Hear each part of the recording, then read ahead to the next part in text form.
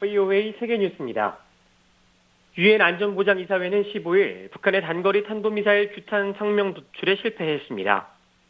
유엔 안보리는 이날 북한 미사일에 대한 국제사회의 공동 대응을 논의해야 한다는 프랑스와 에스토니아의 요청에 따라 비공개로 열렸습니다. 프랑스의 니콜라스 리비에르 유엔 대사는 기자들에게 프랑스는 이 자리에서 북한의 미사일 발사가 유엔 안보리 결의 위반 사안이며 일본과 한국을 포함한 이웃 국가와 전 세계를 겨냥한 위협이라는 점을 강조했다고 말했습니다. 그러나 안보리 이사회 회원국들은 북한을 규탄하는 성명 발표 합의에는 이르지 못했습니다. 일본 NHK 방송은 비공개 회의가 회원국들이 각자의 입장을 교환하는 선에서 끝났다고 보도했습니다. 앞서 유엔 안보리는 지난 3월 발사한 탄도미사일에 대한 공동 성명 발표 합의 도출에도 실패한 바 있습니다. 미국과 영국, 호주가 15일 새 안보 파트너십인 오커스를 결성해 호주의 핵 추진 잠수함 기술을 지원하기로 했습니다. 미 행정부 고위 당국자는 언론 브리핑에서 인도태평양 지역의 평화와 안정을 위해 영국, 호주와 함께 새로운 안보 파트너십인 오커스를 출범한다고 밝혔습니다. 이 당국자는 특히 오커스의 첫 구상으로 호주 핵 추진 잠수함 보유를 지원하기로 했다며 최적의 방법을 찾기 위해 3국의 관계팀들로 회의체를 꾸려 18개월 동안 공동 연구를 진행할 예정이라고 밝혔습니다. 국제원자력기구 IAEA는 이번 협력의 중요한 목표는 핵 비확산 체제와 호주의 모범적인 비확산 체제의 자격을 유지하는 것이라며 다음 달 내내 IAEA와 협력할 것이라고 오커스가 통보했다고 전했습니다. 프랑스군이 아프리카 사하라 지역 이슬람 극단주의 무장 조직 IS의 수장을 사살했다고 에마뉴엘 마크롱 대통령이 발표했습니다. 마크롱 대통령은 15일 사하라 IS 지부 수장인 아드난 알부 왈히드 알 아스라위를 프랑스군이 무력화시켰다고 밝혔습니다. 그러면서 프랑스군이 그동안 사헬 지역에서 8년 넘게 극단주의 조직과 싸우면서 이룬 중대한 성과라고 평가했습니다. 마크롱 대통령은 사헬 지역에서 프랑스를 위해 전사한 모든 영웅들을 우리는 기억하고 있다며 그들의 희생이 헛되지 않다고 강조했습니다. 사하라위는 서아프리카 지역 사헬 지역에서 활동한 IS 지부 수장이고 2017년 서아프리카 니제리에서 4명의 미군을 살해한 테러를 주도한 것으로 알려졌습니다. 특히 지난해 서아프리카에서 활동하고 있는 프랑스 자원봉사자 6명을 살해한 배우로도 지목됐습니다. 민간 우주 탐사 기업인 스페이스X가 처음으로 승무원 전원을 일반 여행자로 꾸린 우주선 발사에 성공했습니다. 이들 4명의 여행자들은 15일 미국 플로리다주 케네디 우주센터에서 펠컨 9호 로켓에 실린 캡슐에 실려 우주여행을 떠났습니다. 현재 탑승자들은 음속의 22배인 시속 27,359km의 속도로 지구를 돌고 있습니다.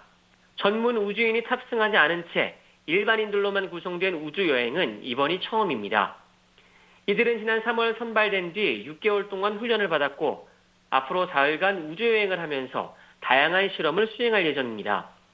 특히 90분마다 지구를 한 바퀴 도는 우주궤도를 통해 지구의 전망도 감상할 예정입니다. 스페이스X는 앞으로 다양한 외부 업체와 제휴하면서 우주 관광 사업을 본격적으로 추진한다는 방침입니다. 중국 최대 부동산 업체 중 하나인 헝다그룹이 수백억 달러의 채무를 갚지 못할 위기에 처했습니다. 일각에서는 헝다그룹이 겪고 있는 재정 위기가 중국 전체 경제에 악영향을 끼칠 수도 있다고 우려하고 있습니다. 일본 NHK 방송은 16일 헝다그룹이 다양한 건설 프로젝트에 투자한 뒤 현재 거의 890억 달러에 달하는 부채를 안고 있다고 전했습니다. 최근 헝다그룹의 부동산 수익은 중국 당국이 규제를 강화하면서 점점 더 악화되고 있습니다. 지난 13일에는 그룹에 투자한 개인 투자자들이 본사에 찾아와 투자한 돈을 돌려달라는 시위를 벌이기도 했습니다. 시위 이후 헝다그룹은 회사가 파산할 것이라는 소문은 사실이 아니라면서도 현재 회사가 전례 없는 어려움을 겪고 있는 것은 사실이라고 인정했습니다. 헝다그룹은 6월 말 기준 중국에서 200개 넘는 도시에서 770여 개에 달하는 건설 프로젝트를 진행 중입니다. 지금까지 세계뉴스 오태평입니다.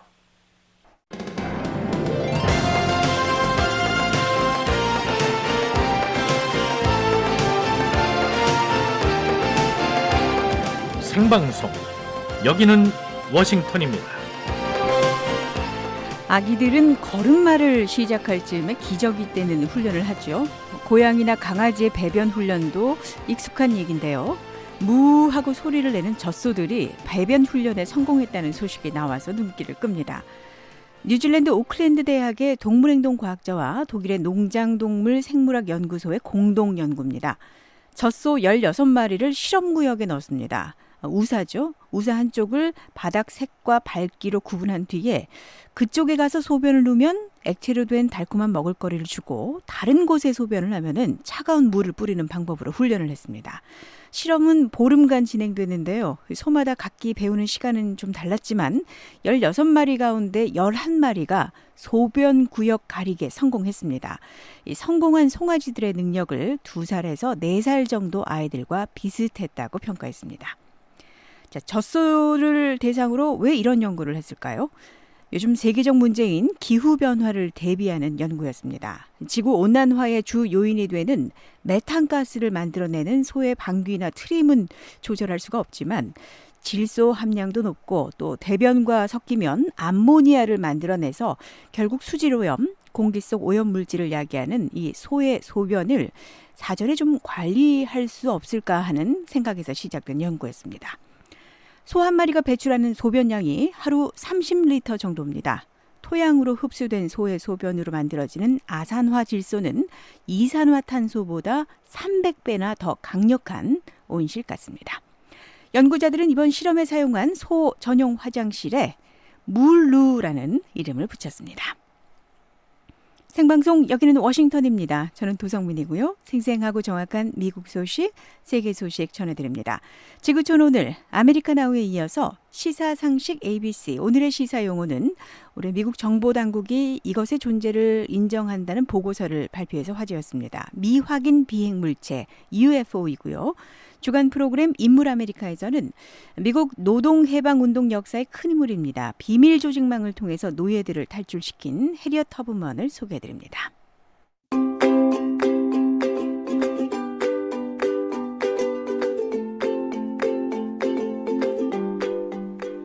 한국기상청이 제공하는 날씨 정보입니다. 9월 17일 금요일에 북한은 개성을 비롯해서 황해도 지역은 해가 나는 곳이 있지만 대체로 구름 많이 끼거나 흐리고 평안남북도, 자강도 그리고 동쪽 대부분 지역으로 가끔 비가 내리겠습니다.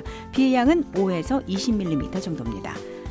금요일 아침 삼전이 8도에서 시작됩니다. 장진과 양강도 나머지 지역은 11도에서 12도 사이, 강원도, 함경 남북도는 16도에서 17도에서 아침을 엽니다. 평양 등 평안 남북도는 17도에서 18도, 개성은 18도에서 시작되지만 나머지 황해도와 강원도 평강은 13도에서 15도로 쌀쌀한 아침이 되겠습니다. 오후에는 대부분 지역에 비가 그치는 서쪽으로 신의주, 구성, 해주가 28도로 낮 기온이 25도에서 28도 사이고요. 강원도는 24도에서 25도, 함경 남북도 23도에서 24도, 장진과 양강도 지역은 17도에서 18도로 낮에도 선선하겠습니다. 동해상 흐리고 종일 가끔 비 내립니다. 서해는 오전에 구름 많고 한때 비 내리다가 먼바다 쪽은 맑아지고 앞바다는 구름 많습니다. 물결은 동해상이 1에서 3m로 일겠고 서해는 0.5에서 2m로 일겠습니다.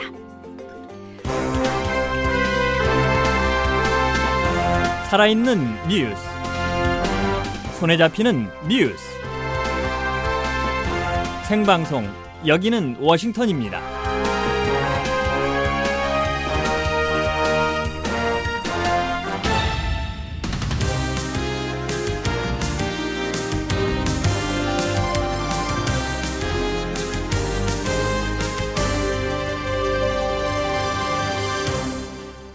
세계 여러 나라의 주요 소식 전해드리는 지구촌 오늘 순서입니다. 지금 이 시각 세계에는 어떤 일들이 일어나고 있을까요? 김정우 기자와 함께하겠습니다. 안녕하십니까? 네, 안녕하십니까? 오늘 어떤 소식입니까? 네, 미국과 영국, 호주가 새로운 안보 협의체를 출범시켰는데요. 여기에 중국이 강하게 반발했습니다. 타이완이 국방 예산 약 90억 달러를 추가로 책정하겠다는 계획을 발표했습니다. 프랑스 정부가 보건 인력의 코로나 백신 접종을 15일부터 의무화한 소식 이어 전해드리겠습니다. 네. 자, 지구촌 오늘 첫 소식입니다. 미국, 영국, 호주 이렇게 세 나라가 새로운 안보 협의체를 출범시키다는 발표를 했네요. 그렇습니다. 조 바이든 미국 대통령이 15일 백악관에서 영국, 호주와 새 안보 협력체를 체결한다고 발표했습니다. 보리스 존슨 영국 총리와 스콧 모리슨 호주 총리도 화상으로 이번 발표에 동참했는데요. 이 새 안보 협력체의 명칭이 오커스입니다. 이거는 세 나라의 영문 이름을 결합한 것입니다. 네. 자, 오커스 어떤 성격의 안보 협력체입니까? 네, 제일 중요한 항목은 이 국방 능력, 즉 국방 기술을 공유한다는 겁니다. 세 나라는 AI, 즉 인공지능, 사이버, 그리고 수중 전력 등 부문에서 정보와 기술을 교환하기로 했습니다. 네. 자, 세 나라가 이렇게 새로운 안보 협의체를 만드는 이유가 있겠죠? 네, 먼저 바이든 대통령 설명을 들어보면요. 장기적으로 인도 태평양 지역의 평화와 안정을 확보하는 것이 시급하다는 점을 세 나라가 확인했다라고 말했습니다. 그러면서 이 세 나라가 인도 태평양 지역의 현 전략적 환경과 이것이 어떻게 진화할지에 대처하는 것이 필요하다라고 강조했습니다. 네. 그러니까 정리를 해보면 인도 태평양 지역의 상황에 대처하기 위해서 이 오커스를 출범시킨다. 이렇게 이해가 되는군요. 맞습니다. 이 존슨 영국 총리는 이 오커스가 영어를 쓰는 새 해양 국가가 유대를 강화하고 점점 복잡해지는 인도 태평양 지역에 더 집중할 수 있도록 해줄 것이라고 설명했습니다. 네. 자, 호주 쪽에서는 어떤 얘기가 나왔습니까? 네, 모리슨 호주 총리는 세 나라는 그간 비슷한 렌즈로 세상을 봐왔다라면서 이 세계가 더 복잡해지는 상황에서 새로운 도전에 대응하고 인도 태평양 지역의 안보와 안정을 달성하기 위해서 이 세 나라의 협력체를 새로운 수준으로 끌어올리는 게 필요하다라고 강조했습니다. 네. 자, 그런데 이 오커스가 특정 국가를 겨냥한다. 이런 얘기가 나오고 있다고요?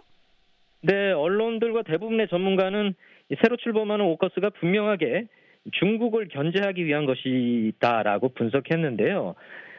하지만 세 나라 지도자는 이날 기자회견에서 중국이라든지 다른 특정 국가를 지적하지는 않았습니다. 기자회견 전에 익명을 요구한 미국 정부 고위 관리도 언론에 오커스가 특정 국가를 겨냥한 것이 아니라 인도 태평양 지역에서의 억지력과 개입을 유지하기 위한 광범위한 노력 가운데 하나라고 설명했습니다. 네. 자, 그런데 이 오커스가 출범하면서 첫 번째 실행 방안이 호주가 핵 추진 잠수함을 건조하는 건가요? 그렇습니다. 미국이 호주 측에 이 핵 추진 잠수함 건조 기술을 제공하기로 했습니다. 미국과 영국은 이미 핵 추진 잠수함을 운용하고 있습니다. 네. 자, 왜 호주가 이 핵 추진 잠수함을 건조하려는 걸까요? 네, 핵 추진 잠수함을 확보해서 이 해양 작전 능력을 획기적으로 강화하려는 겁니다. 아시다시피 핵 추진 잠수함이 재래식 잠수함보다 훨씬 오래 이 바닷속에서 잠항할 수 있고요. 또 어디에 있는지 위치를 탐지하기가 무척 힘듭니다. 네. 그러면 핵 추진 잠수함이 있다면 그 인도 태평양 지역에서 활동하는 그 중국 해군에 대응하는 능력이 좀 크게 향상된다. 이렇게 얘기할 수 있겠네요. 맞습니다. 이제 중국은 이 지역에서 미국하고 영국 해군뿐만 아니라 호주 해군의 핵 추진 잠수함까지 상대하게 됐습니다. 한편 로이터 통신은 호주가 미국 정부 핵 추진 잠수함 8척을 건조할 것이라고 보도했습니다. 네. 자, 미국이 이렇게 핵 추진 잠수함 건조 기술을 외국에 제공하는 거 이거 거의 드문 일이죠. 그렇습니다. 지금까지 전통적인 우방인 영국한테만 관련 기술을 제공했습니다. 이와 관련해서 미국 정부 고위 당국자도 언론에 이건 이번에 한 번만 있는 일이며 예외적인 일이라고 강조했습니다. 네. 자, 미국은 인도 태평양 지역에서 이 오커스 말고도 별도의 안보 협력체를 주도하고 있죠. 맞습니다. 이 미국이 인도와 일본 그리고 호주와 함께 이 4개국 안보 협의체인 쿼드를 결성한 바 있습니다. 이 쿼드도 인도 태평양 지역 안보 현안에 대응하기 위해서 출범했는데요. 이 호주는 이번에 이 쿼드와 오커스 둘 다 참여하게 됐습니다. 네. 오커스 출범 소식에 중국 정부가 신경을 쓰고 있네요. 어떤 반응입니까? 네, 예상하시겠지만 강하게 반발했습니다. 자오리젠 중국 외교부 대변인이 16일 정기 브리핑에서 이 세 나라가 지역 안보와 평화를 심각하게 훼손하고 군비 경쟁을 촉발하며 국제사회의 핵 비확산 노력에 해를 주고 있다고 비난했습니다. 또 이 3국을 목표로 한 협력체를 만들어서는 안 된다라며 이 중국 정부는 앞으로 상황 진전을 면밀하게 주시할 것이라고 밝혔습니다. 네, 핵 비확산 노력을 언급했다. 이렇게 콕 집어 말한 건 호주의 핵 추진 잠수함 건조를 지적한 얘기네요. 맞습니다. 이와 관련해서 미국 정부는 이 호주의 핵 추진 기술을 제공하는 것이지 핵무기 기술을 주는 건 아니라고 강조했습니다. 호주 정부도 이 핵 추진 잠수함에 핵무기를 탑재하지는 않을 것이라고 밝혔습니다. 그런데 또 눈길을 끄는 게 이 중국 외에 이 프랑스도 이 오커스 출범과 관련해서 불편한 심기를 나타냈습니다. 프랑스는 안보 문제에 있어서 미국, 영국과 협조하는 사이지 않습니까? 그런데 왜 그렇습니까? 네, 호주가 원래 이 프랑스 기술로 이 디젤 추진 잠수함 12척을 건조한다는 계약을 앞서 맺었기 때문입니다. 하지만 이 오커스 출범으로 미국이 호주에 핵 추진 잠수함 기술을 제공함으로써 이 호주와 프랑스가 이미 맺었던 이 잠수함 건조 계약이 모두 파기됐습니다. 네. 자, 지구촌 오늘 다음 소식 보겠습니다. 타이완입니다. 타이완이 국방 예산을 추가로 책정하기로 했다는 소식이네요. 네, 타이완 정부가 16일 주례 강요 회의를 마친 뒤에 공개한 계획인데요. 앞으로 5년 동안 이 국방 예산을 약 87억 달러를 추가 책정하기로 했습니다. 네, 타이완이 지난달에 그 내년도 국방 예산을 발표하지 않았습니까? 그렇습니다. 타이완 국방부가 내년도 국방 예산으로 올해보다 5.2%가 늘어난 4,717억 타이완 달러, 그러니까 미국 돈으로 약 168억 9천만 달러를 책정한 바 있었습니다. 네. 자, 타이완이 왜 국방비를 추가로 책정했는지 이유를 봐야겠죠. 네, 역시 중국을 염두에 둔 조처입니다. 타이완 국방부가 16일 강요 회의가 끝난 뒤에 성명을 냈는데요. 이 성명은 중국 공산주의자들이 국방 예산에 대거 투자하고 국방력을 급속하게 강화했으며 또 군용기와 함정을 자주 보내 타이완 영공과 영해를 침범하고 위협했다라고 설명했습니다. 네. 자, 중국이 최근 타이완을 군사적으로 위협하는 것에 대응해야 된다. 이런 얘기인가요? 맞습니다. 성명은 또 이런 적들의 위협에 직면해 우리는 국방력과 전비 태세를 강화했고 이 단기간에 무기와 장비의 대량 생산 능력을 확보하는 게 시급하다라고 지적했습니다. 네, 실제로도 타이완이 국방력 강화에 힘을 쏟고 있죠. 그렇습니다. 이 차이잉원 이 타이완 총통 정부가 이 중국의 위협에 대응해서 그새 이 군을 현대화하고 또 국방 예산 증액을 우선했습니다. 네, 타이완에 대한 중국의 위협이 커지자 또 미국도 대만에 대한 무기 판매를 속속 승인하고 있는 것 같군요. 맞습니다. 이 전임 도널드 트럼프 행정 때부터 이 대한미사일과 다연장 로켓 그리고 통신 장비 등 타이완에 다양한 무기를 수출하기로 했습니다. 네. 자, 추가로 책정하는 국방 예산은 새로운 무기 구매에도 쓰이겠죠? 그렇습니다. 타이완 국방부는 순항 미사일과 전함을 구매하기를 원하는데요. 그런데 이제 신규로 이렇게 구매하는 무기들은 모두 자국산 무기가 될 것이라고 설명했습니다. 네. 지구촌 오늘 마지막 소식은 프랑스로 가보겠습니다. 15일부터입니다. 프랑스 내 보건 인력들 이 코로나 바이러스 백신을 맞은 사람만 일을 할 수 있다. 이런 소식이네요. 그렇습니다. 프랑스 정부가 이 2달 전에 이 보건 인력들 코로나 백신 접종을 의무화한다고 발표했는데요. 이 조처가 15일부터 발효됐습니다. 그러니까 백신을 맞지 않은 보건 요원들은 일을 못한다는 거죠? 맞습니다. 이 사람들은 돈을 받지 않는 무급 휴직에 들어갑니다. 예, 보건 분야의 일도 굉장히 다양한데요. 구체적으로 어떤 직종에 일하는 사람들이 백신을 꼭 맞아야 하는 겁니까?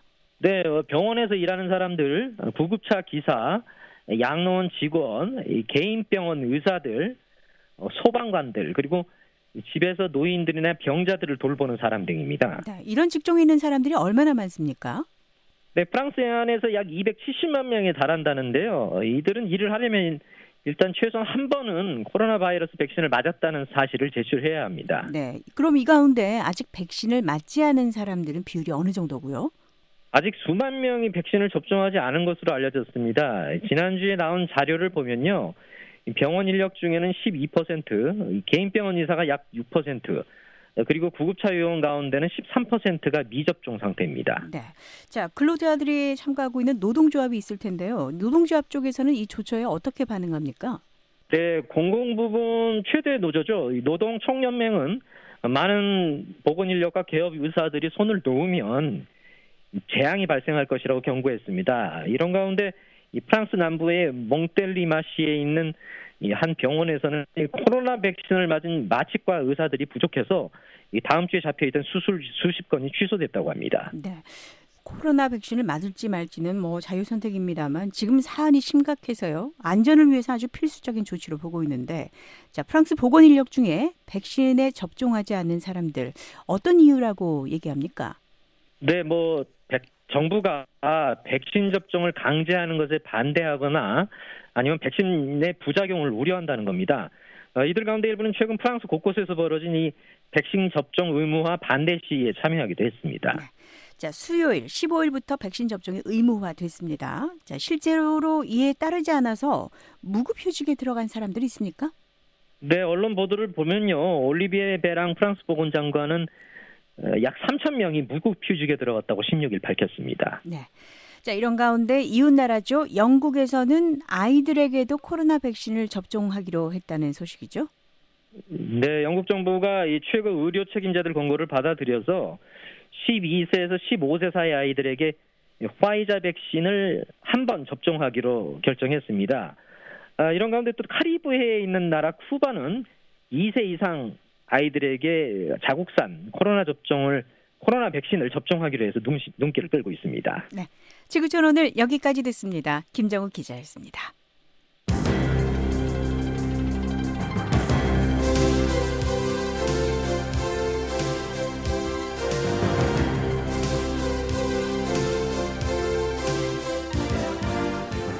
생방송 여기는 워싱턴입니다. 이번에는 생생한 미국 뉴스 전해드리는 아메리카나우 순서입니다.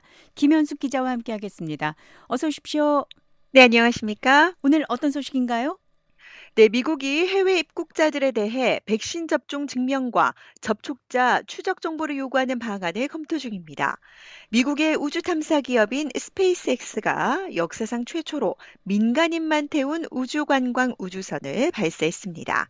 이어서 페이스북이 자사 애플리케이션 인스타그램이 20대 소녀들에게 정신적으로 부정적인 영향을 미치고 있다는 사실을 인지하고 있었다는 소식 전해드리겠습니다. 네, 아메리카나우 오늘 첫 소식입니다. 자, 미국이 해외에서 들어오는 여행자를 대상으로 한 새로운 방역 시스템을 검토 중이라고요.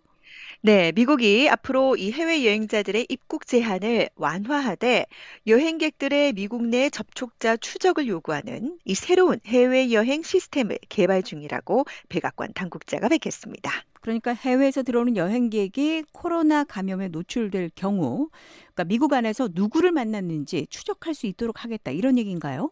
그렇습니다. 제프 자이언츠 백악관 코로나 조정관이 15일 미국 여행관광자문위원회에 밝힌 내용인데요. 질병통제예방센터 CDC가 입국자의 이동 경로를 추적해 본인은 물론이고 주변인과 접촉해 코로나 바이러스가 전염될 가능성이 있는지 파악할 것이라고 이 새로운 시스템에 대해 설명했습니다. 또 미국으로 여행 오는 외국인들에 대한 백신 접종 증명도 검토하고 있다고 밝혔는데요. 이 자이언츠 조정관은 새로운 해외 여행 시스템이 도입되면 더 많은 여행객을 받게 되더라도 안전하다는 걸 국민들이 믿을 필요가 있다고 강조했습니다. 네, 그러니까 기존의 여행 제한 조처를 새로운 시스템으로 대체를 하게 되는 건가요?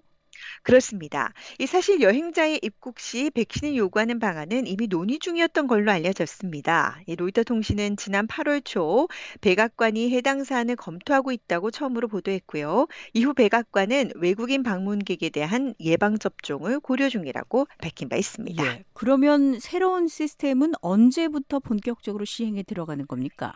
네, 자이언츠 조정관은 언제 규제를 완화할지에 대한 구체적인 기준을 제시하지는 않았습니다. 다만 미국과 전 세계에서 델타 변이가 확산하는 만큼 여행 제한을 즉시 완화할 계획은 없다고 밝혔습니다.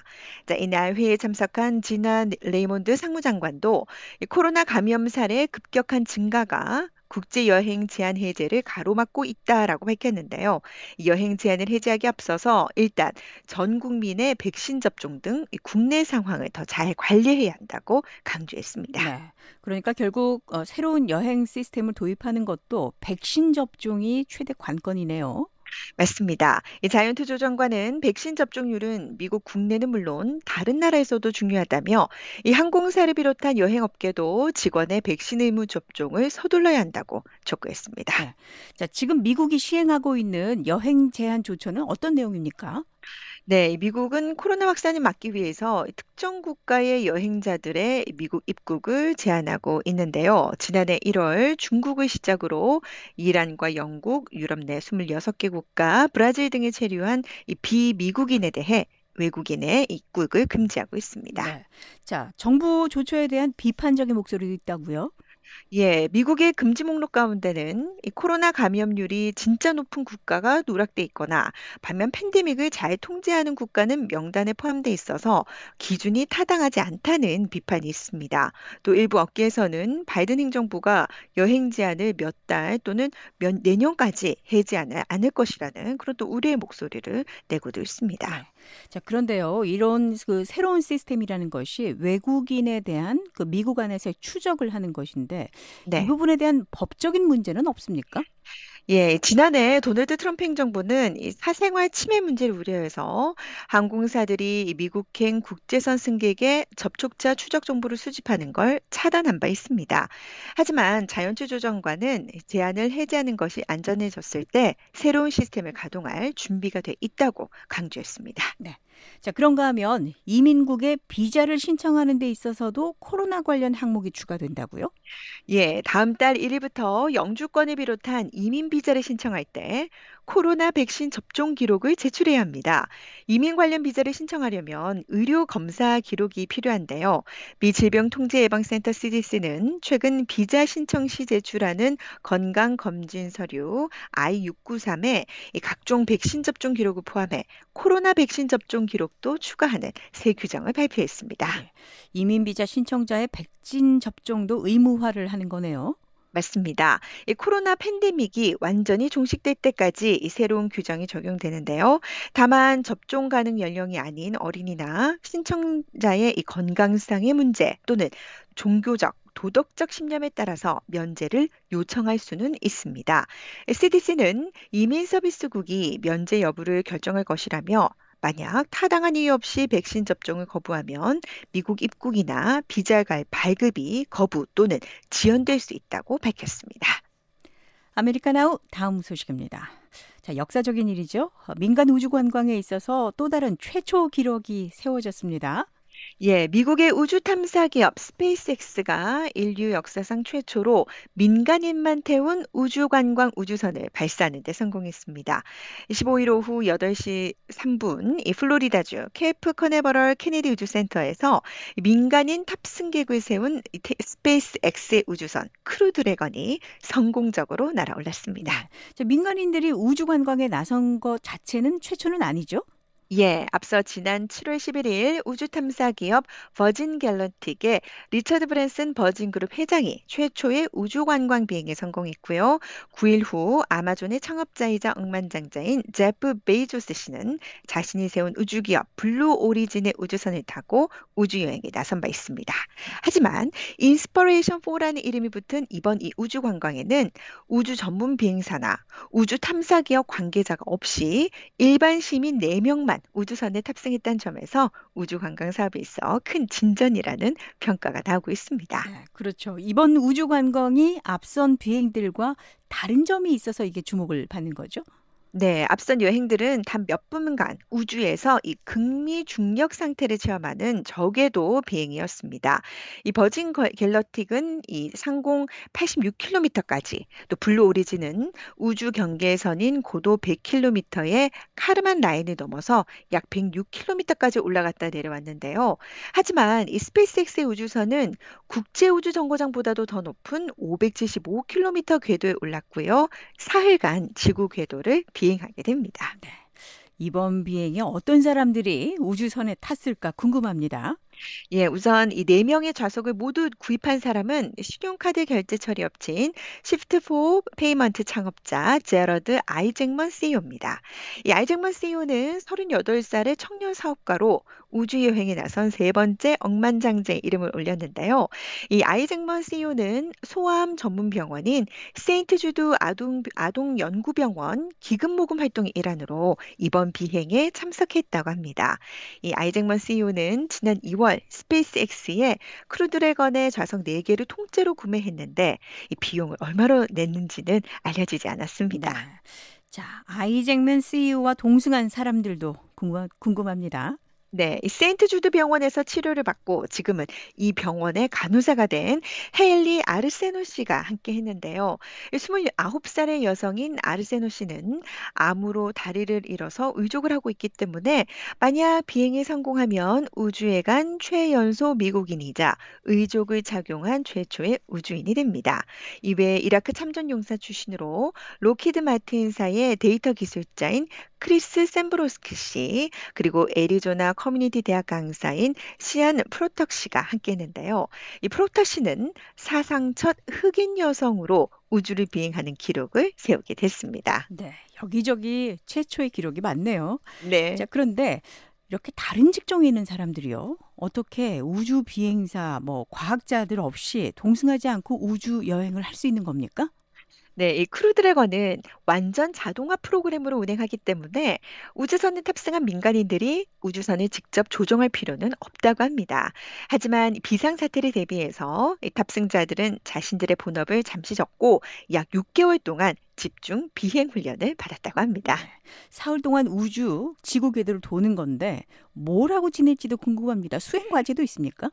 예, 이들은 우주 비행이 진행되는 동안 다양한 실험을 진행할 계획입니다. 또 이 지구의 과학자들은 이들이 우주에서 지내는 동안의 움직임과 수면, 심박동, 혈중 산소 농도 등의 인체 정보를 수집해서 우주에서의 신체 변화를 관찰하게 됩니다. 자, 이후 우주인들은 플로리다주 인근 대서양에 착수하는 방식으로 지구로 귀환할 예정입니다. 네. 아메리카나우 한 가지 소식 더 보겠습니다. 자, 세계 최대의 소셜 네트워크 서비스입니다. 페이스북이 자사의 앱인 인스타그램이 10대 소녀들의 정신적 건강에 부정적인 영향을 미치고 있다. 이 사실을 인식하고 있다는 소식입니까? 네, 월스트리트저널 신문이 페이스북의 내부 연구 자료를 입수해서 14일 관련 내용을 보도를 했는데요. 자, 이 보도에 따르면 페이스북은 인스타그램이 특히 10대 소녀들의 정신 건강에 유해하다는 사실을 인식하고 있는 것으로 드러났습니다. 자, 자세한 내용을 들어보기 앞서서 먼저 페이스북, 인스타그램 이게 어떤 서비스인지 간단하게 좀 짚어볼까요? 네, 페이스북과 인스타그램 모두 인터넷망을 통해서 사람들과 관계를 맺는 소셜 네트워크 서비스, SNS 애플리케이션입니다. 자신의 계정에 사진이나 동영상, 글 등을 게시하고 이것을 다른 사람들과 공유함으로써 관계를 맺는 방식이죠. 이 페이스북이 지난 2012년 인스타그램을 인수해서 자회사로 만들었는데요. 자, 9월 현재 페이스북 계정은 약 28억 5천만 개, 그리고 인스타그램 계정은 약 10억 개가 있습니다. 네, 그렇군요. 자, 다시 월스트리트 저널 보도 내용으로 돌아와 보겠습니다. 페이스북의 조사 결과 어떻게 나왔습니까? 예, 보도에 따르면 페이스북은 지난 3년 동안 내부적으로 인스타그램이 젊은 사용자층에 어떤 영향을 미치는지 여러 차례 심층 조사를 벌였습니다. 이 조사 결과 인스타그램이 상당수 청소년에게 유해한 영향을 미치고 있고 특히 10대 소녀들에 대한 악영향이 두드러지는 것으로 나타났습니다. 네, 구체적으로 어떤 부정적인 영향입니까? 예, 10대 소녀들의 정신 건강에 부정적인 영향을 미친다는 설명입니다. 보도에 언급된 지난해 3월 페이스북 연구 결과에 따르면 10대 소녀 가운데 32%가 인스타그램이 나를 더 비참하게 만든다라고 답변했습니다. 인스타그램에 올라오는 유명 인사나 소셜 미디어를 통해서 이 다른 사람에게 영향력을 미치는 소위 인플루언서의 완벽한 몸과 또 자신의 몸을 비교하면서 비참함을 느낀다는 설명입니다. 네, 그러니까 인스타그램에 올라와 있는 다른 사람의 어떤 소식과 그 모습과 나를 비교하는 데서 오는 정신적인 부작용이라는 그런 설명이네요. 맞습니다. 연구진은 이를 사회적 비교라고 설명을 했는데요. 타인이 오직 최고의 순간만을 담아 올린 사진을 보고 이를 자신의 현재 모습과 비교해서 절망감을 느낀다는 겁니다. 이 자신의 신체에 대한 자신감이 떨어지고 또 결국에는 습식 장애로도 이어질 수 있다고 연구진은 설명했습니다. 네. 자, 자체적으로 여러 차례에 걸쳐서 조사를 벌였다고 했는데 비슷한 결과를 보여주고 있습니까? 예, 지난 2019년에 진행된 연구에서는 10대들이 자신들의 불안과 우울이 증가하는 것은 인스타그램 탓이라고 답한 걸로 나타났고요. 또 다른 연구에선 자살을 해봤다고 생각한 20대 가운데 영국에선 13%, 그리고 미국에선 6%의 사용자가 바로 인스타그램 때문이라고 밝혔다고 합니다. 네, 걱정할 수밖에 없는 부정적인 영향 결과네요. 자, 인스타그램에서 이렇게 유독 이런 현상이 나타나는 이유가 있습니까? 예, 인스타그램을 이용하는 연령층과 관련이 있습니다. 인스타그램 이용자의 40% 이상이 22살 이하일 정도로 청소년들 사이에서 인기가 높습니다. 미국에서 인스타그램을 이용하는 10대는 하루 2,200만 명에 달할 정도입니다. 네. 뉴스는 이런 연구 결과를 페이스북의 수뇌부들도 인지했다는 거잖아요. 예, 월스트리트 저널은 페이스북의 최고위 경영진이 이러한 자체 조사 결과를 점검했고, 지난해 마크 저커버그 최고 경영자 CEO도 이런 내용을 보고받았다고 보도했습니다. 한편 인스타그램 측은 월스트리트 저널이 일부 부정적인 면에 초점을 맞춰서 보도했다고 비판하기도 했습니다. 네. 아메리카나우 오늘 여기까지 듣습니다. 김현숙 기자였습니다.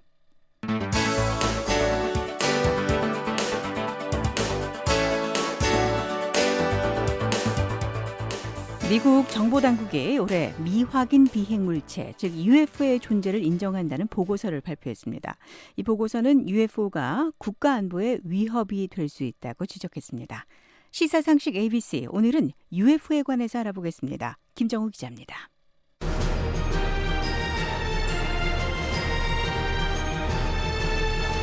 UFO는 미확인 비행물체를 뜻하는 영어 단어들의 머리자를 딴 용어입니다. There's a whole fleet of them. Look on the SA. My gosh. They're all going against the wind. The wind's 120 knots from the west. 미국 공군은 UFO를 알려지지 않았고 관측자에게 정상으로 보이지 않는 비행 현상이나 물체라고 정의합니다. 미국의 저명한 천문학자인 칼 세이건은 UFO를 육안이나 레이더로 감지된 움직이는 비행 현상이나 천체 현상으로 그 성질을 바로 알 수 없다라고 설명했습니다. 최근 UFO 관련 보고서를 낸 미 국가정보국장실은 UFO란 대신 UAP란 말을 썼습니다. UAP는 미확인 공중현상이란 뜻을 가진 영어 단어의 머리자를 딴 용어입니다. It's been 70 years since the Pentagon opened its first UFO study. In recent decades, there has been UFO가 본격적으로 언급되기 시작한 것은 지난 1947년 미국에서였습니다. UFO의 존재를 믿는 사람들은 이해 7월 미 공군이 미국 뉴멕시코주 로즈웰에서 추락한 외계 우주선과 외계인을 발견했다고 믿습니다. 당시 미 공군 측은 기상 관측용 기구가 떨어졌다고 설명했습니다. 하지만 나중에는 시간이 흘러 소련 핵 프로그램을 감시하기 위한 비행체가 시험 비행 중에 떨어진 것이었다고 해명했습니다. 이 사건을 계기로 확산한 UFO 관련 음모론이나 목격담은 현 시기까지 이어지고 있습니다. 어떤 사람들은 아예 외계인이나 외계에서 온 UFO를 직접 봤다고 주장하기도 했습니다. a much anticipated report on UFOs is due to arrive in the US Congress this week. 미국 공군은 1947년부터 이른바 청색책 프로젝트를 통해 20년 이상 UFO 문제를 조사했습니다. 이 기간 UFO 목격담은 약 13,000건을 기록했고 프로젝트가 끝나던 1969년에 약 700건이 UFO로 분류됐습니다. 영국 국방부는 UFO를 목격한 사건 대부분이 단순한 자연현상에 불과하다는 내용을 담은 기밀보고서를 지난 2006년에 공개하기도 했습니다. 역시 UFO 문제를 조사한 미 중앙정보국 CIA 자료와 영국 보고서에 따르면 일부 미확인 공중현상은 유성이나 대기현상에 의한 것이고 대부분이 대기권과 중간권, 이온권에서 일어나는 물리적, 전자기적 현상이었습니다. 실제로 많은 사람이 대기현상이나 하늘의 다른 물체를 UFO로 오인합니다. 또 우주 쓰레기나 인공위성을 UFO로 여기기도 합니다.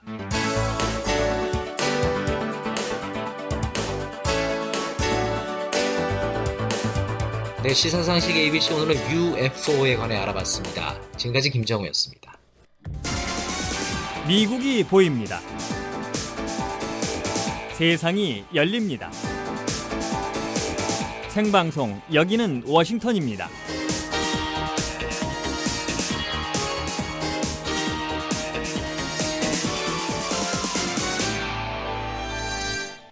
생방송 여기는 워싱턴입니다. 함께하고 계십니다. 계속해서 인물 아메리카 이어드립니다.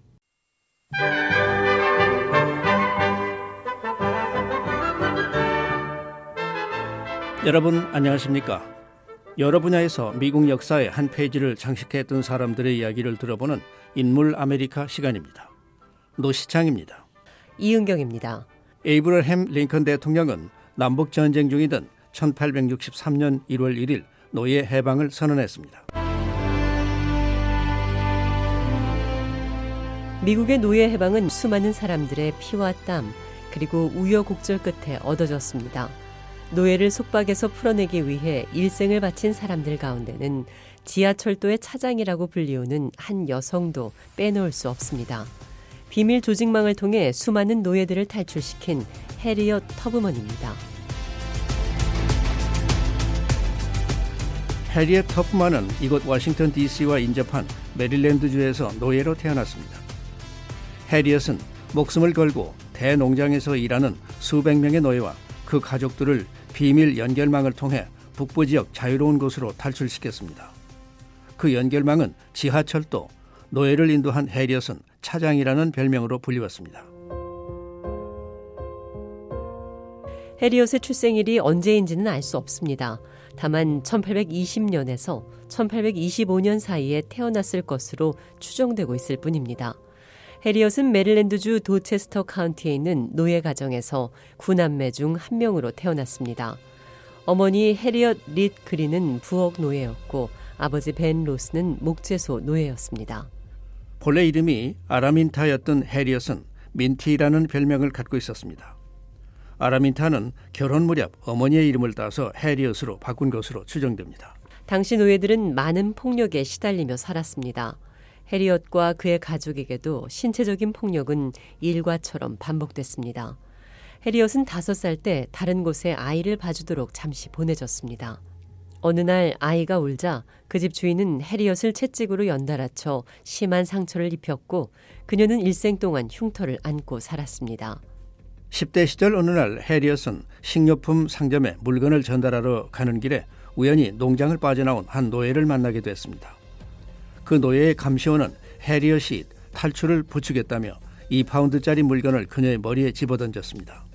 해리엇은 정신을 잃고 쓰러졌습니다. 가해자는 많은 피를 흘리며 혼수 상태에 빠진 해리엇을 침대도 없는 방으로 데리고 가 꼬박 이틀을 배틀에 앉혀두었습니다. 해리엇은 그 사건 이후 일생 동안 극심한 두통과 혼수 상태에 빠지는 증세에 시달렸습니다. 1844년 해리엇은 존 터프먼이라는 자유인과 결혼했습니다. 당시 메릴랜드주 동부 해안지대에는 흑인의 약 절반 정도가 자유인이었습니다. 그러다 보니 가족 중에 자유인과 노예가 섞여 사는 일이 드문 일이 아니었습니다. 해리엇의 아이들도 노예가 됐습니다. 해리엇은 심한 질병을 앓고 몸이 허약해져 값이 나가지 않는 노예로 전락할 위기에 놓였습니다. 가족들은 더욱 살기가 어려워졌습니다. 해리엇은 메릴랜드 북쪽 자유지역인 펜실베니아주로 탈출하기로 결심했습니다. 해리엇은 남편에게 같이 가자고 했지만 그는 거부하고 다른 여자와 결혼했습니다. 1849년 해리엇은 남동생 벤과 해리를 데리고 탈출을 시도했습니다. 그러나 지역 신문에 이들을 잡아오는 자에게는 $300의 상금을 준다는 공고가 실리자 동생들은 겁을 먹고 농장으로 돌아가 버렸습니다. 해리엇은 혼자서 메릴랜드를 벗어나 펜실베니아로 향했습니다.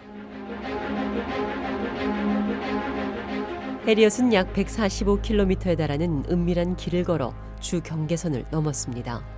펜실베니아주의 대도시 필라델피아에 도착한 해리엇은 그곳에서 가정부 일자리를 얻었습니다. 그러나 해리엇은 안전한 땅에 그냥 머물러 있지 않았습니다. 1850년 12월 해리엇은 메릴랜드에 있는 조카의 가족이 경매장에서 팔려갈 위기에 놓였다는 소식을 들었습니다. 해리엇은 서둘러 메릴랜드로 가 조카의 전 가족을 데려오는 데 성공했습니다. 이것이 지하철도를 이용해 노예를 탈출시킨 최초의 사례였습니다. 그 후 해리엇은 한 번에 한 그룹씩 노예들을 메릴랜드주 밖으로 데리고 나가 자유를 찾아주었습니다. 자신의 부모와 형제 자매도 데리고 나왔습니다. 탈출자들은 은밀하게 밤에만 움직였습니다. 보통 걸어서 최소 5일에서 최대 3주까지 걸리는 위험하고 험난한 여정이었습니다. 오랫동안 계속된 탈출 작업이었지만 노예들을 돕는 자가 왜소한 흑인 여성 해리엇인 것은 아무도 몰랐습니다. 노예들이 정확히 어떤 경로로 이동했는지는 알려지지 않지만 잘 짜여진 조직망 속에는 자유 흑인, 백인 노예 배지론자 그리고 진보적 기독교인들이 서로 연결돼 있었습니다. 1850년 미국에서는 탈출 노예법이 제정됐습니다. 북쪽으로 탈출한 노예나 자유 흑인을 붙잡아서 다시 노예로 삼도록 하는 법이었습니다. 해리엇의 탈출 작업은 더욱 어려워졌습니다.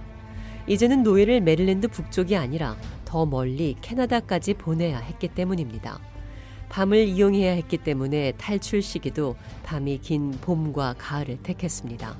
1850년에서 1860년 사이 10년 동안 해리엇은 19차례 남북을 왕래하며 300명에 달하는 노예들을 탈출시킨 것으로 알려지고 있습니다.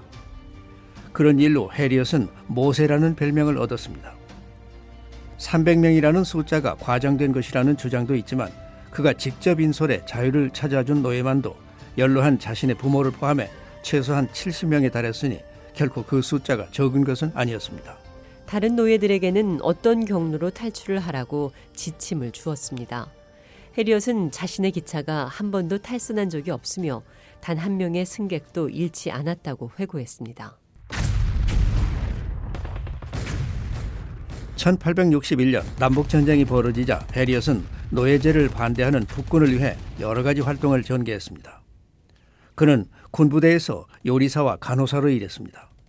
해리엇은 약초에 대한 지식을 이용해 병든 북군 병사들과 탈출 노예들을 도왔습니다. 1863년 해리엇은 또 첩보 조직을 만들어 남군의 이동과 보급로에 대한 귀중한 정보를 수집해 북군 지휘관들에게 전달했습니다. 그리고 해방된 노예들로 북군 흑인 군대를 창설하는 데도 기여했습니다. 남북전쟁이 끝나자 해리엇은 뉴욕주 오번에 조그만 대지를 구입해 정착했습니다. 그리고 과거의 노예 출신으로 북군에서 복무한 넬슨 데이비스와 결혼했습니다. 해리엇은 빈곤에 허덕이는 과거의 노예와 고령자들의 삶을 개선하는 데 여생을 바쳤습니다. 해리엇은 누구에게나 필요한 것이 있으면 도와주는 데 앞장섰습니다. 집에서 채소와 돼지를 기르고 지인들로부터 기부를 받아 어려운 사람들을 돕는 자선 사업을 전개했습니다. 해리엇은 글을 읽을 줄 몰랐으나 여성 참정권 운동 지도자인 수전 앤서니 여사와 함께 일을 하고 미국 동북부 지역을 순회하며 여권 운동도 벌였습니다. 1896년 해리엇은 자신의 집 옆에 땅을 사 연로한 노예 출신 흑인들을 위한 요양시설 해리엇 터브먼 홈을 지었습니다.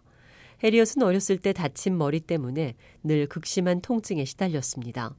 이 고통을 면하기 위해 뇌 수술까지 받았지만 건강은 계속 악화됐습니다. 해리엇은 1911년 자신의 이름을 딴 요양원에 들어가야 했습니다. 1913년 3월 10일 해리엇 터브만은 결국 폐렴으로 숨을 거두었습니다. 1822년 출생이 맞다면 91세로 생을 마감한 것입니다. 살아생전 널리 존경을 받았던 해리엇 터브먼은 사후에도 많은 사람들의 우상으로 남아있습니다. 그의 이름을 딴 여러 학교와 박물관이 등장했고 많은 책과 영화, 다큐멘터리 등이 나와 그의 행적과 정신을 되새겨주고 있습니다. 2016년 미국 재무부는 $20짜리 지폐에 해리엇 터브만의 얼굴을 기존의 앤드루 존슨 대통령 얼굴에 추가할 것이라고 발표하기도 했습니다. 2021년 1월 조 바이든 행정부는 그동안 지연됐던 새 지폐 디자인을 서두를 것이라고 발표했습니다. 인물 아메리카. 이 시간에는 지하철도라는 비밀 조직망을 통해 많은 노예들에게 자유를 찾아준 해리엇 터브먼을 소개해드렸습니다.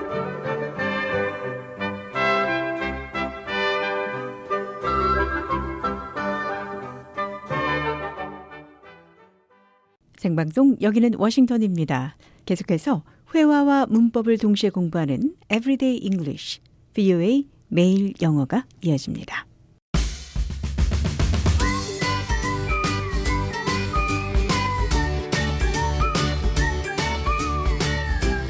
안녕하세요.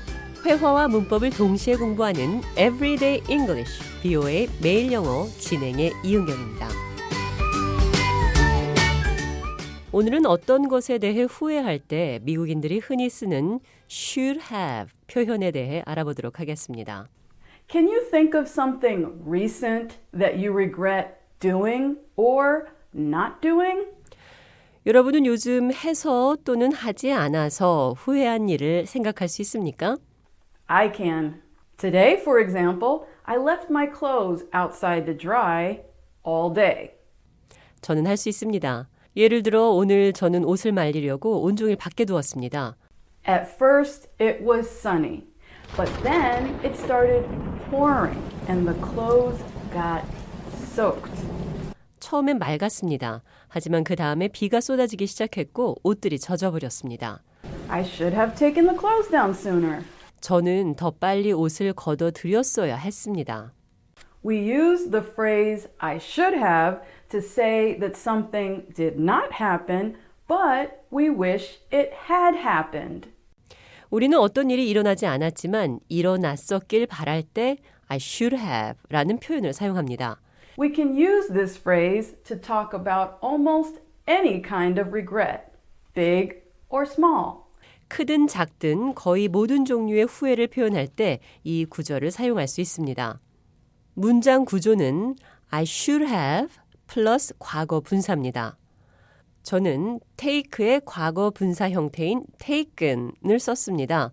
과거 분사는 동사에서 파생된 품사로 동사의 과거형과 모양이 같은 경우가 많습니다. 과거 분사는 동사의 과거형이 아닙니다. 어떤 상황이나 동작을 설명하는 말로 동작이 끝났거나 끝난 동작을 설명하는 것을 나타냅니다. 과거 분사는 과거 시제를 말하는 동사의 과거형과는 달리 주로 명사를 수식하는 형용사의 기능을 하거나 주어 목적어를 보충 설명해주는 보호 역할을 합니다. 문장 들어보겠습니다. I want to buy a used car. 나는 중고차를 사고 싶습니다. Sarah had fallen in love with him so quickly. 세라는 그 남자와 너무 빨리 사랑에 빠졌었습니다. The people saw the injured man. 사람들은 부상당한 남자를 봤습니다. The man found the broken vase. 그 남자는 깨진 꽃병을 찾았습니다. 방금 들으신 문장들 모두 동사의 과거형이 아니죠. 어떤 상황이나 동작을 설명하는 말로 동작이 끝났거나 끝난 동작을 설명하는 것을 나타내고 있습니다. Listen to this speaker use the phrase I should have and note the past participle that comes after. 이번에는 화자가 I should have 구절을 사용하는 것을 듣고 그 뒤에 오는 과거 분사를 주목해 보세요. I was late for work today. I should have gotten up earlier. 저는 오늘 직장에 늦었습니다. 좀 더 일찍 일어나야 했습니다. Did you catch the past participle? 여기서 과거 분사를 찾으셨나요? It was gotten up from the verb get up. get up의 과거 분사인 gotten up이었습니다. We can also use the negative form, I should not have, to express the same general idea, like this. 또 부정 형태인 I should not have를 써서 이런 식으로 같은 개념을 표현할 수도 있습니다. I should not have slept so late. 너무 늦게 자서는 안 됐습니다. I should not have left my clothes outside all day. 나는 온종일 빨래를 밖에 놔둬서는 안 됐습니다.